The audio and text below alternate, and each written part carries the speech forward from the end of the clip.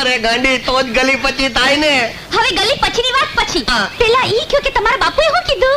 અરે મારા બાપુ તો દીકરો પ્રેમમાં પડ્યો છે ઈ જાણીને રાજીના રેડ થઈ ગયા. એટલે આપણું પાકું ને? આ અડધું પાકું અડધું કાચું. એટલે એમ કે મારા બાપુની વાત માટે તારી માની તૈયારી છે. હું કીધું? એટલે એમ કે મારા બાપુ તને ને તારી માને મળવા બોલાવે તો આવશો ને? પેલા તમે મારી માને મળો. અરે પણ આજ તો મેળો છે, મેળાની વાત કર ને, પછી તારી માનું પતાવશું. હા ઈ બરાબર.